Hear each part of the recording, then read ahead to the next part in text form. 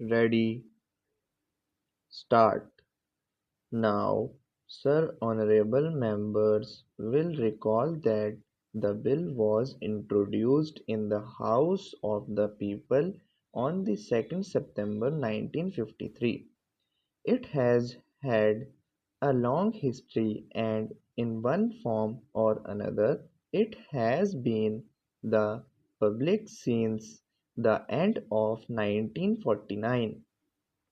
In the statement of objects and reasons, the various stages through which the bill has passed since 1946 have been summarized, and I need not recapitulate on this occasion the circumstances in which the then Government of India took the decision in early 1946 to initiate an inquiry into the reform of our company law. I would remind honorable members that between 1946 and 1948 the entire field of company law was carefully reviewed by two distinguished company lawyers who were appointed to recommend the broad lines on which the present Act should be revised. Their recommendations were examined in the then Ministry of Commerce, and certain tentative departmental views which emerged were circulated in a comprehensive memorandum to all recognized trade and industrial associations, bar associations, the high courts, and the state governments. That brought us to the end of 1949.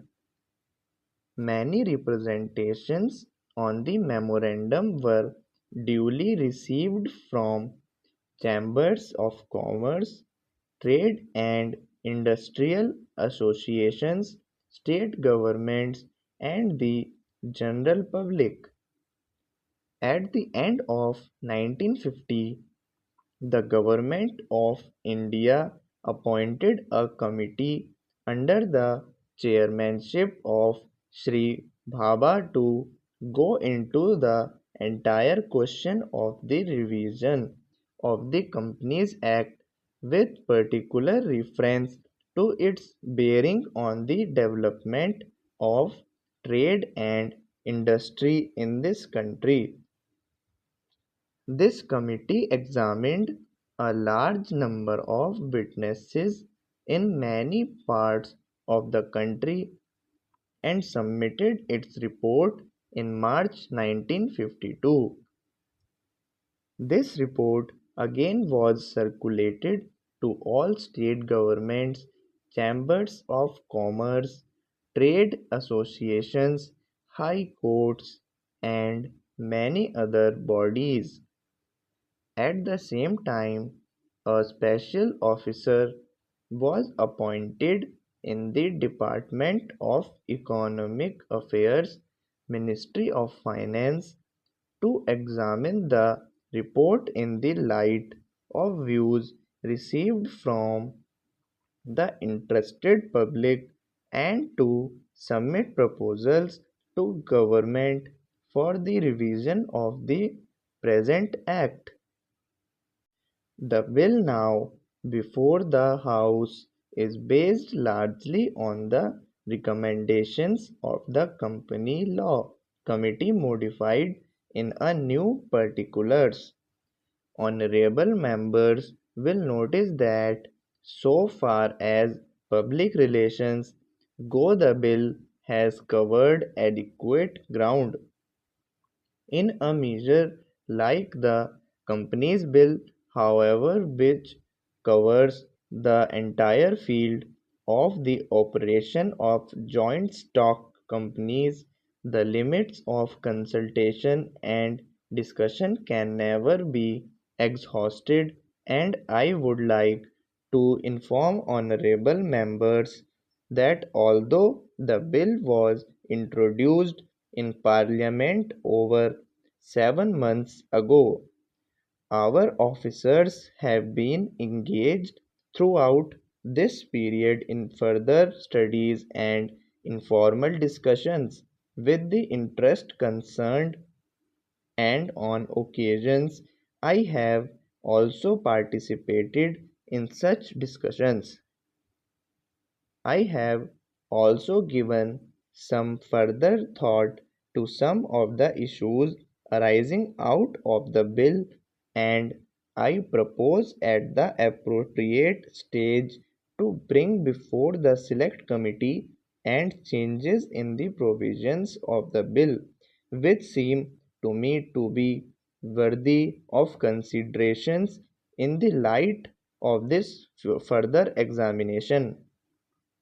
No honorable members will have noticed that the bill contains 6 clauses and 12 schedules. I think it is probably one of the longest legislative measures in recent legislative history, but its size might be regarded as misleading unless I make a few comments.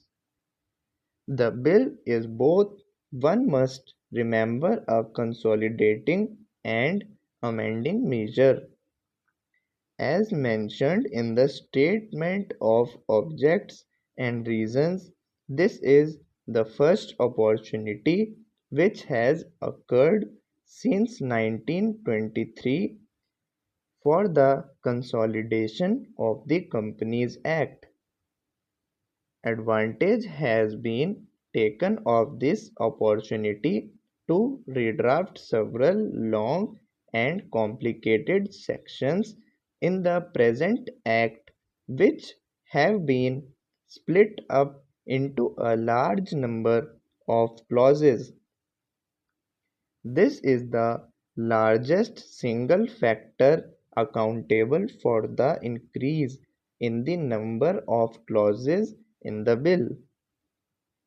New clauses embodying substantial changes in the present law would hardly constitute more than a small fraction of the bill. I would also draw attention to the structural changes in the bill to which a reference has been made in the statement of objects and reasons. The redraft of the bill and the rearrangement of the existing chapters in the Companies Act in a more logical order have, I think, resulted in a noticeable improvement in the form of the bill, and I hope will facilitate better understanding and appreciation of the scheme. I wish that the Act which came into effect long ago was implemented properly. I know that the Minister here is very earnest in implementing it, but unfortunately his colleagues at the state level are disappointing him. Unfortunately, no steps have been taken for trimming or toning up the administration at the state level and at the district level